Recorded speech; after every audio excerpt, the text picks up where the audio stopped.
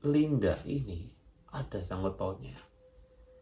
Ada sangkut pautnya sama peristiwa kejadian ini, dalam arti Tahu ini, dia tahu gitu maksudnya. dia melihat, malah nggak mau ke pemakamannya si Vina, Maxon, karena dia ngerasa kayak gara-gara aku nyuruh sama temanku si Vina meninggal. Tapi kalau secara aslinya kan Vina sama si Eki kan pacaran berdua. Terus tiba-tiba mereka meninggal, terus merasa bersalah dari mana?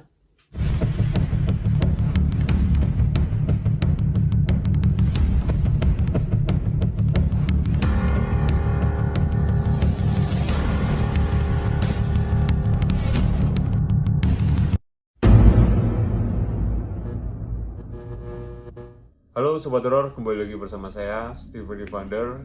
Kali ini saya nggak sendirian, saya ditemani oleh pacar saya. Kali ini kita lagi ada di sesi lesehan horor, di mana sesi ini kita akan berbincang-bincang membahas sesuatu yang berbau dengan horor, setan, gaib, dan di luar nalar manusia. Nah, kali ini Sobat Horor ya, karena banyak banget di antara kalian yang masih ingin saya pribadi untuk mengkuak kasus dari almarhumah Vina Cirebon, yang dikenal Vina Cirebon. Jadi banyak banget nih, saya banyak banget yang kayak nyuruh Koko tuh kayak coba dikuak dong, dikuak, jangan cuma datang ke kuburnya aja, jangan cuma datang ke TKP, tolong dikuak.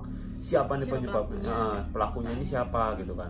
Karena kan terakhir kamu tahu sendiri, berita terakhir itu si Peggy Parong ketangkep ya. Tapi kalau misalkan saya lihat secara kayak berita-berita itu memang kayak bukan dia.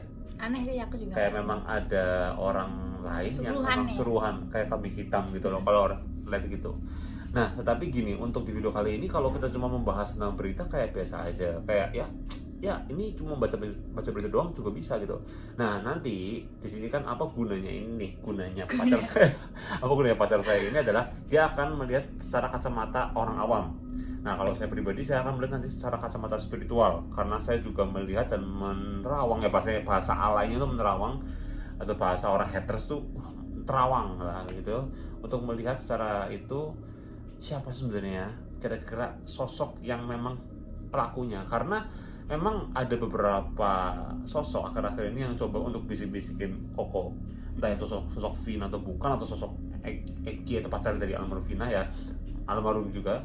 Tapi pokoknya kayak ada yang bisikin bahwa kayak sosoknya itu gitu, kayak yang pelakunya itu gitu loh. Ada kayak yang bisik-bisikin itu ada gitu, dan aura gimana ya, perasaan atau kayak naluri seorang indigo itu mengarahnya ke dia, udah ke sosok itu gitu kan. Dan ya Koko cari tahu apakah benar pelakunya dia apa bukan, tapi kayak ngerasa kayaknya dia pelakunya deh. Siapa tuh? Ada deh nanti pokoknya ya, kita akan membahas dalam video ini. Tetapi sebelum masuk dalam videonya, jangan lupa kalian klik tombol subscribe, karena tombol subscribe itu gratis. Like ya, yang pastinya biar kalian selalu support channel ini biar terus berkembang. Oke, tanpa berbasa-basi kita akan masuk ke dalam mode horor. Mode horor. Ada mode horor. Ya biasanya horor, tapi ini kita lagi ini horor juga sih. Karena orang dalamnya horor.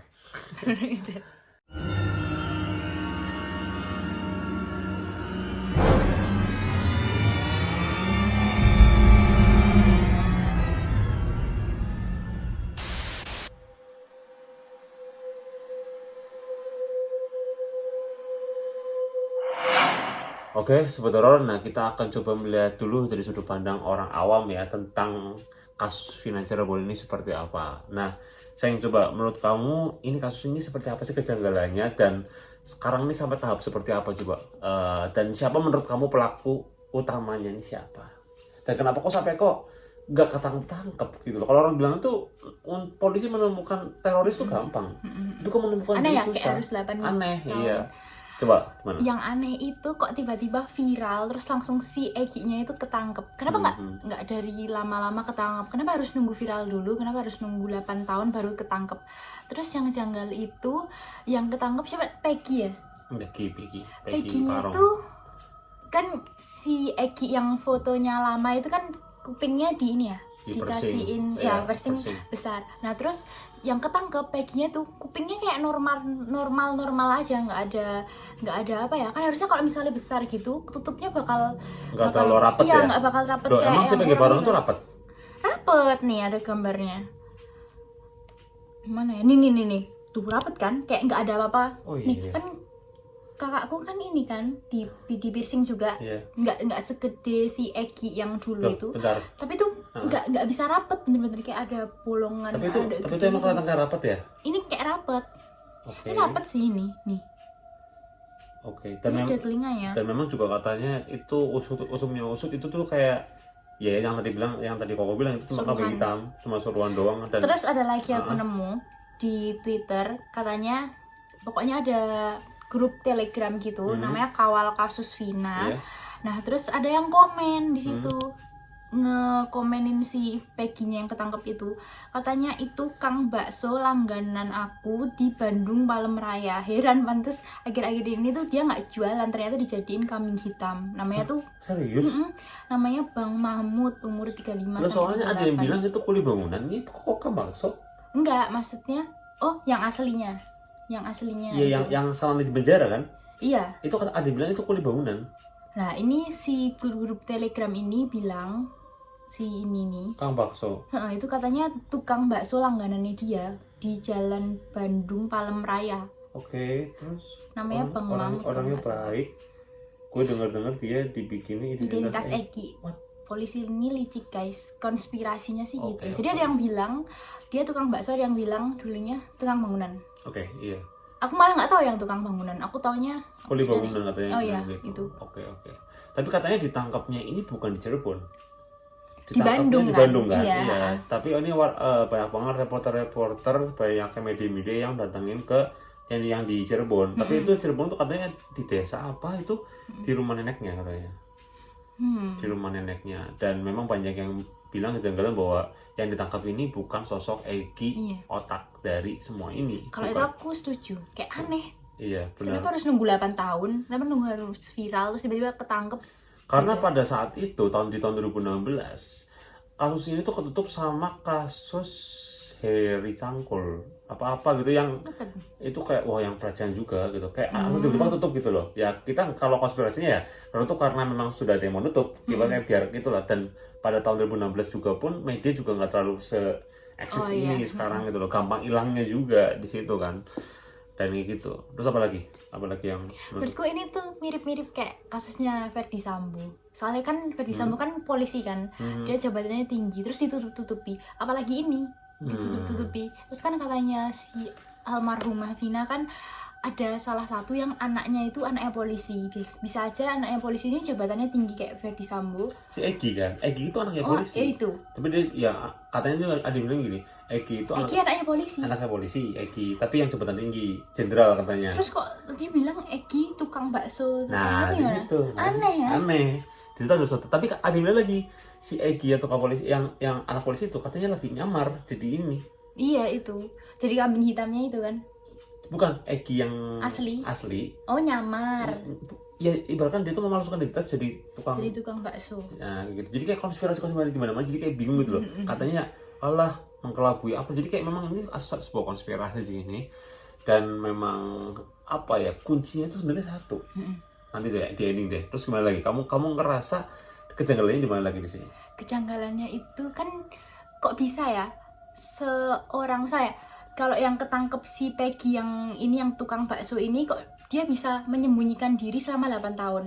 Maksudnya kalau misalnya dia orang biasa harusnya nggak bisa kan. Kalau misalnya dia orang punya power, punya kekuatan, itu mesti bisa lah nutup-nutupin sampai 8 tahun. Kalau orang biasa nggak mungkin dong, kayak nggak, gimana ya, kayak mesti langsung ketangkep gitu, nggak punya power buat melindungin diri. Oke, berarti maksud kamu tuh karena ada power, jadi ada power kasus ini jadi berlarut-larut. Sampai 8 tahun. Sebenarnya bukan berlarut-larut, tapi warga gimana ya? Sebenarnya gini, warga Indonesia, netizen Indonesia atau warga 6+62 ya kalau orang bilang ya. Nunggu viral. Itu bukan nunggu viral. Gampang heboh, gampang lupa. Oh iya. Ini kalau lama-kelamaan nggak ketemu pelaku kasusnya, lupa lagi. Nanti lupa lagi. Lupa lagi karena akan bagaimana cara lupanya, akan ketutup dengan kasus baru. Kasus baru akan muncul lagi, heboh, yang ini lupa nih. Karena banyak banget warga Cirebon asli itu yang kayak sudah bosan dengan kasus ini. Jadi di komentar-komentar Koko tuh kayak apa sih final lagi kita sebagai warga Cirebon udah bosen. Oh iya. Banyak yang iya, bilang kayak bisa, gitu, bisa. banyak yang bilang udah biasa banget gitu loh. Karena pun waktu lagi saya datang ke lokasi di mana TKP Vina diperkosa, ya almarhumah Vina diperkosa itu kan di sebuah gang gitu kan, Gang Bakti 1 namanya itu. Aku ketemu sama kayak ada orang Cirebon lewat, mau ngapain Mas Vina gitu. Iya, oh, Udah gitu biasa doang. ya? Loh kok gitu doang, biasa aja. Malah orang yang di luar Cirebon yang heboh. Oh iya. Udah nggak sih kayak yang orang Cirebon sendiri biasa aja, kayak gitu loh. Nah, tapi ya sebenarnya ini adalah sebuah hal yang memang patut bagi orang-orang pecinta konspirasi seperti saya, itu patut kayak apa ya? Memang harus diselidiki lebih dalam lagi gitu loh. Iya.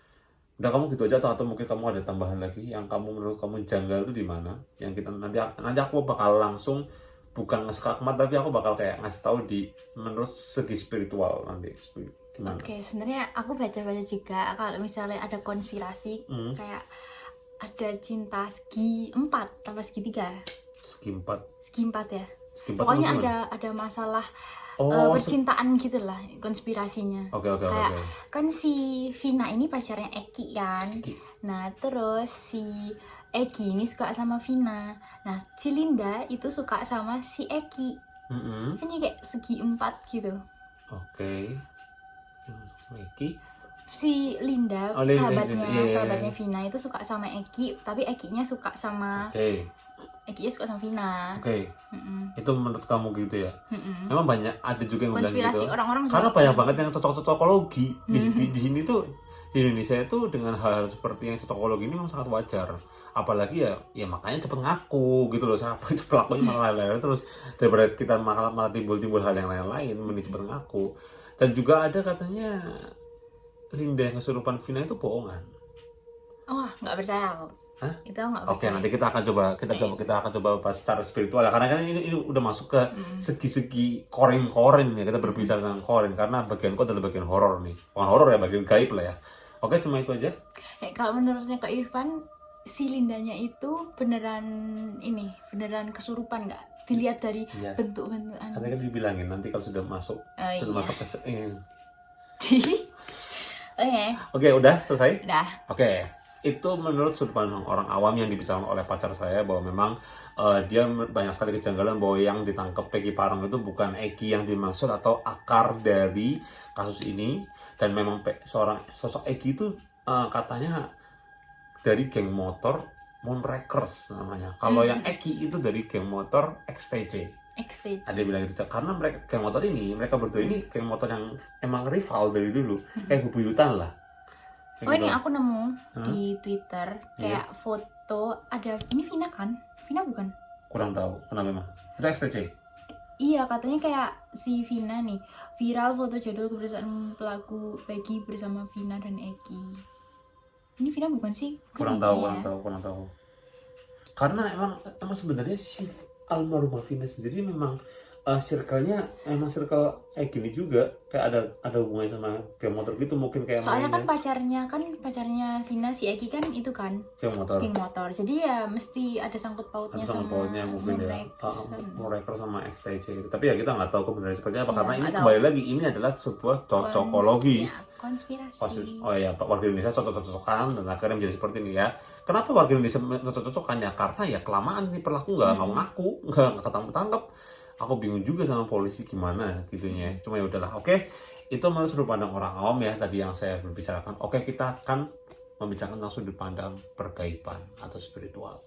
Secara spiritual saya pribadi memang banyak sekali hal-hal yang aura-aura energi di mana dari secara foto-foto tersebut memang tidak ada hal yang janggal. Dia biasa aja yang orang-orang yang nakal, orang seperti apa. Tetapi dari segi rekaman suara dan lain-lainnya, aku itu masih melihat bahwa memang itu benar-benar korin. Masih korin. Tapi di situ aku ngelihat, aku tuh ngelihat kayak ada sedikit aura yang ketakutan. Aura ketakutan yang sehingga apa ya? Kalau kamu ngeliat dari filmnya, dari film pun kayak ngerasa itu mewakilkan. Bener nggak? Kamu tuh nggak banyak sekali film-film di Vina itu konspirasi itu mewakilkan kejadian sebenarnya. Kayak contoh di film si Egy itu menggunakan yang di film nih, motor ninja merah, asli juga ninja merah. Bener nggak? Kayak sebenarnya tuh yang di film tuh sudah tahu ininya, cuma kayak mereka tuh kayak nyindir juga loh. Bener nggak sih? Kayak contoh atau wartawan itu nggak yang expose di film. Wartawan itu kan dia bilang sebenarnya kasus ini mah gampang, tapi ya polisi mah gampang, ya kan? Pokoknya kan polisi kan gampang nutupin aja. Itu kan sebenarnya sudah sindiran. Jadi sebenarnya apa yang ada di film itu 80% adalah dari yang nyata. Ya karena kan memang diambil dari kisah nyata. Nah kalau dilihat dari Linda, kita ngeliat dari Linda nih, aku ngerasa bahwa Linda itu di sini memiliki aura ketakutan melebihi Egi. Kalau aku ngelihat melebihi Egi, kayak gimana ya? Karena mungkin ya Linda bukan siapa-siapa, Egi anak polisi, beda di situ ya. Nah, sekarang kamu dipikir pakai nalar gini, di film ceritanya adalah Linda dengan Vina pulang dari nongkrong apa dari mana, dia dijemput sama Gojek. Kok Gojek? Gojek atau siapa nggak tahu kan? Itu kan bukan pacarnya, bener? Temennya kan kalau di film. Tapi kan untuk ya teman, tapi kan si Vina nggak kenal. Iya, kan? Itu temannya si Linda. Nah, temannya si Linda kan. Nah, kalau di film dan ketika sampai si Vina dipukulin sama si yang bukan pacarnya yang di film ya, terus habis itu Linda ngerasa bersalah, itu make sense.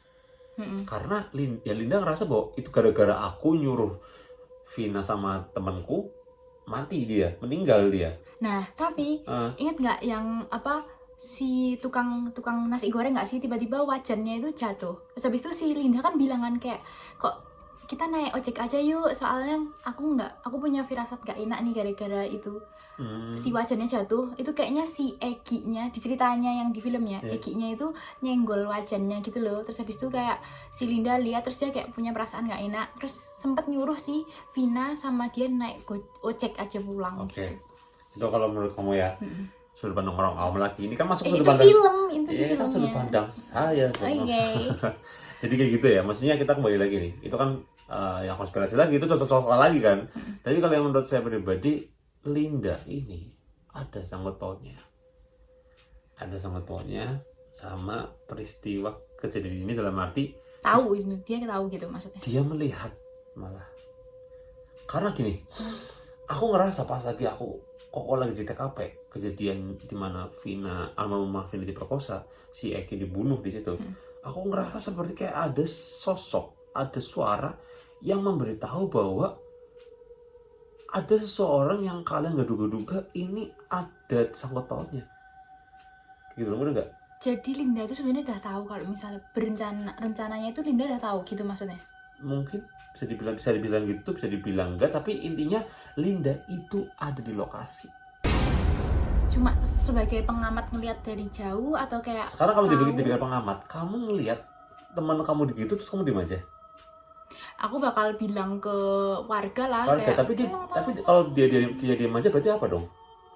Dia sudah bisa tahu. Bisa jadi dia takut kayak kena, kayak ikut pernah nah iya berkosa juga. Nah bisa. Gara-gara Koko kayak dapat bisikan gitu, Koko langsung cari tahu apakah sosok Egi yang memperkosa nih itu berteman dengan Linda apa enggak. Ternyata ada salah satu foto di mana Egi itu foto sama Linda sambil lagi gini. Berdua doang. Asli. Oke, make sense sama yang itu ya, konspirasi Cina itu ya. Ya bisa aja seperti itu, karena mungkin kayak ibaratkan kayak si Linda itu mungkin marah dengan kayak kenapa aku nggak dapetin Egi gitu. Atau bisa juga Linda suka sama si Egi, kayak kenapa sih lu ngejar-ngejar si Vina mulu, gue tuh suka sama lu. Kita nggak tahu juga ya. Terus kayak bersongkongkol sama si Egi, kayak biar Egi dapat Vina. Nah, jadi maksud gini, ini buat para netizen yang suka ngomong ngalong gitu, ngulon ya, maksudnya yang suka ngomong, intinya dari sudut pandang saya orang indigo, ada satu orang lagi yang memang masih belum ditemukan ini wujudnya, si Linda ini. Dan Linda ini menurut saya pribadi, ya ini ada sangkut pautnya. Dia mungkin tahu rencananya, karena memang ini pun kasus ini sudah divonis sama polisi, ini adalah pembunuhan berencana. Sudah tahu rencananya. Dan kamu tahu sendiri kan, sebenarnya niatnya bahwa mereka semua tidak ada yang mau membunuh Linda. Vina, maaf, koreksi. Tidak ada yang mau membunuh Vina, hanya mau dilecehkan aja, dikasih pelajaran. Tapi gara-gara kebuka, mungkin ketika dibuka, loh, Linda, loh, Egi. dibantai akhirnya, dibunuh di situ. Makanya ketika kayak gini loh, si Linda gini. Sekarang maksudnya gini. Tadi kamu soalnya potong, maaf, maksudnya kamu kan tadi potong masalah yang Linda yang ngasih yang apa pulang sama Vina naik gojek gitu loh.